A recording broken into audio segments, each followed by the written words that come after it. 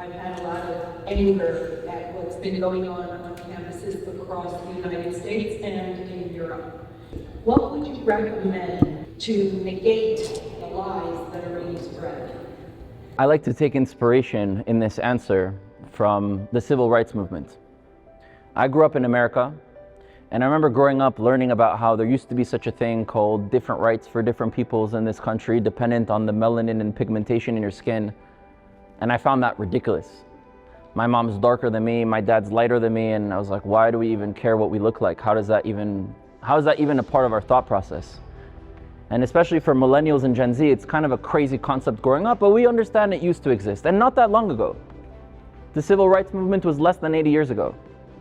So less than 80 years ago, it was acceptable within America to consider people of color as lesser and give them different rights.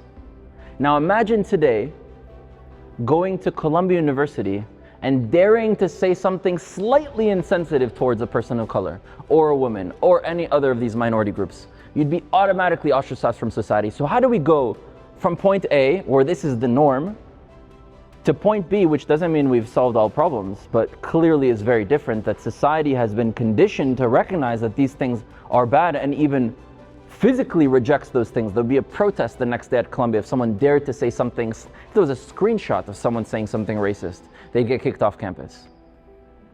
And yet there's so many things happening against the Jewish people in Israel, no one's saying anything about it. The difference is that black people stood up and fought for their rights. They bled, they sweat, and some of them even died.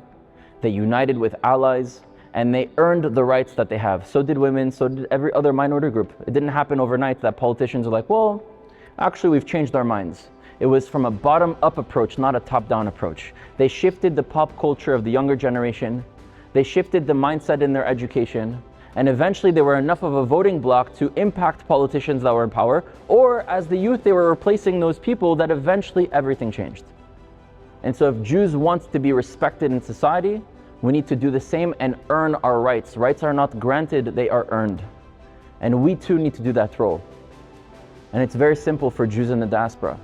It's either we stand up and we fight back now and we win. We don't fight for the sake of fighting to feel like we did something. A rally, a protest, a petition, a definition of anti-Semitism, that's only to make ourselves feel good. We need to actively change the mindset of the future, and if you're not willing to do that, you go home and you book your ticket to Israel now, because continuing and doing nothing or not succeeding in doing something, we already know where that leads.